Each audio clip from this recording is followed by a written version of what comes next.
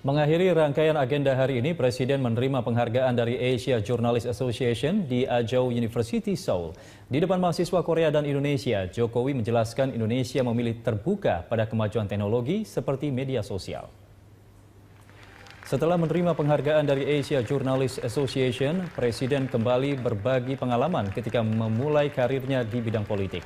Presiden menekankan turun langsung ke sumber permasalahan dan berbicara langsung dengan rakyat adalah kunci menemukan solusi. Selain itu, di era teknologi saat ini, di mana media sosial berkembang begitu pesat, Indonesia memilih terbuka.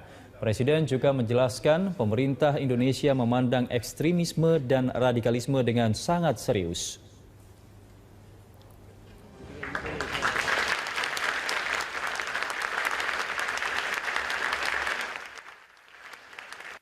Pada 14 Januari yang lalu, ibu kota Jakarta diserang oleh teroris. Para teroris mencoba untuk meledakkan bom di sebuah kafe dan kemudian terjadi penembakan. Serangan itu menewaskan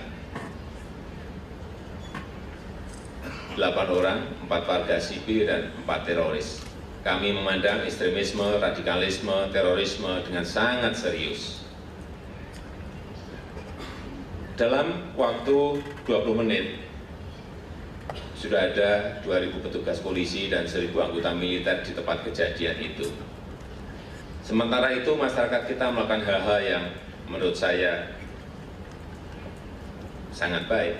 Mereka menolak untuk diintimidasi, mereka menolak untuk takut.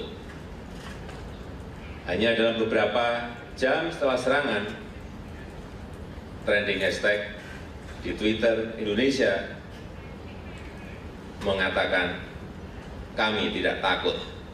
Sejumlah agenda dijalani Presiden Joko Widodo dalam kunjungan kerjanya di Korea Selatan. Presiden dianugerahi warga kehormatan kota Seoul dan mengunjungi markas K-pop di ibu kota negara itu. Ya, di sela-sela rangkaian agenda, Presiden juga mengomentari terpilihnya Setia Novanto sebagai Ketua Umum baru Partai Golkar. Penganugerahan gelar warga kehormatan kota Seoul dilakukan langsung oleh Wali Kota Park Won-sun kepada Presiden Joko Widodo. Alasan utama pemerintah kota Seoul menganugerahi Presiden ke-7 Indonesia sebagai warga kehormatan mereka adalah kedekatan Presiden Jokowi dengan rakyat. Warga Seoul mengenal Presiden Jokowi dengan sebutan Bang Jokowi. Pemerintah kota Seoul juga berniat mempererat kerjasama dengan sejumlah kota di tanah air, yakni Jakarta dan Solo, Jawa Tengah.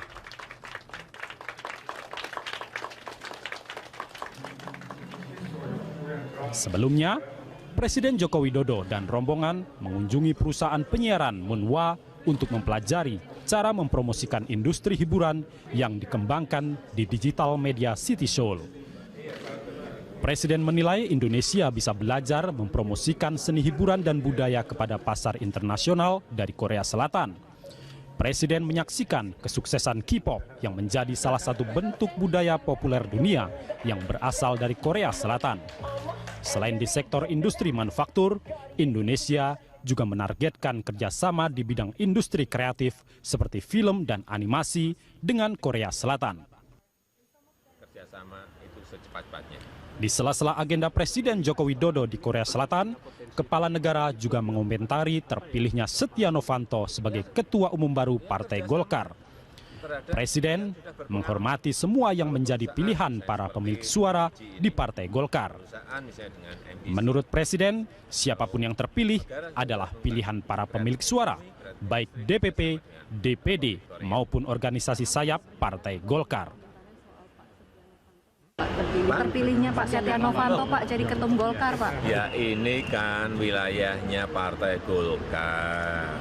Sekali lagi, siapapun yang terpilih itu adalah sudah merupakan pilihan dari yang memiliki hak suara baik di DPP, DPD maupun di ormas-ormasnya. Saya kira semuanya kita hormati pilihan-pilihan yang sudah mereka lakukan.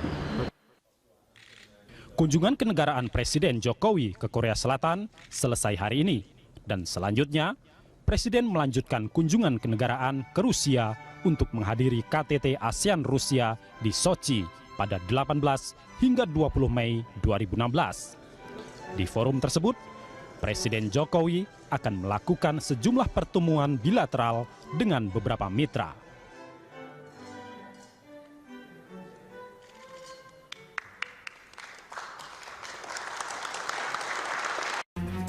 Kembali di Metro Siang, pemirsa melanjutkan kunjungan kenegaraan di Korea Selatan pada hari ketiga di kota Seoul. Presiden Joko Widodo hadir dalam acara Asian Leadership Conference yang ke-7. Di konferensi ini, Presiden menekankan pentingnya inovasi sosial di tengah maraknya inovasi teknologi di dunia.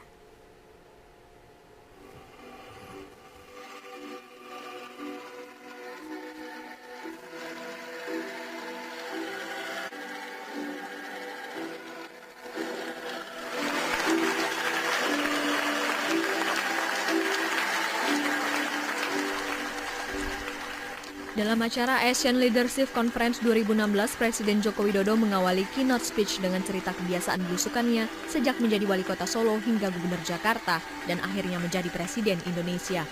Jokowi menekankan pentingnya seorang pemimpin untuk bertemu langsung dan berjalan bersama rakyat dengan memberi contoh keberhasilannya menata kota Solo dan Jakarta lewat cara-cara dialogis dengan masyarakat.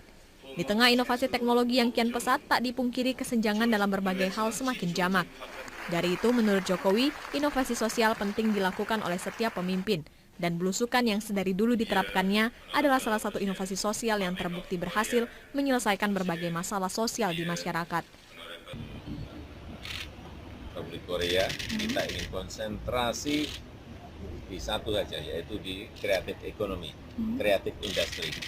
Oleh sebab itu, kenapa kita datang ke CG, ke MBC, karena kita ingin kerjasama itu betul-betul nanti bisa terrealisasi secepat-cepatnya.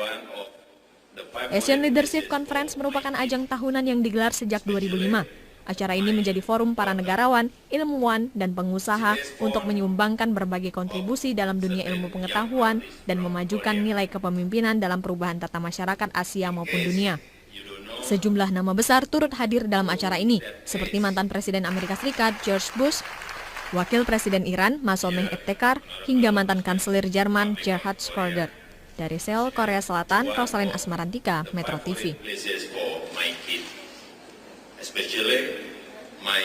Jika kita bicara dari sisi ekonomi, seberapa pentingkah Korea Selatan bagi Indonesia?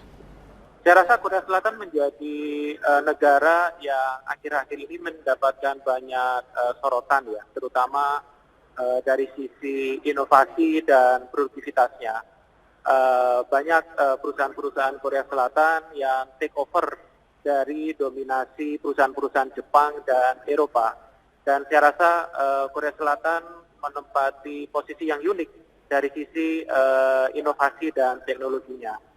Hal ini menjadi peluang bagi kita, bagi Indonesia, ketika kita ingin mengembangkan industri kita berbasis teknologi, berbasis IT, berbasis inovasi, kita sedang menyasar dengan partner negara yang tepat, saya rasa Korea Selatan. Ya, Mas Firmansyah, secara nilai investasi Korea Selatan di Indonesia memang menduduki posisi kelima dan cukup besar, tapi kita masih kalah dari Vietnam. Apa yang bisa kita lakukan? Menurut saya tentunya langkah untuk meningkatkan atau menarik investor dari Korea Selatan tentunya tidak hanya peran dan tugas pemerintah ya, baik pusat maupun daerah, tetapi saya melihat Kamar Dagang Indonesia, kemudian Himpunan Pengusaha Muda Indonesia juga memiliki peran yang sama-sama strategisnya.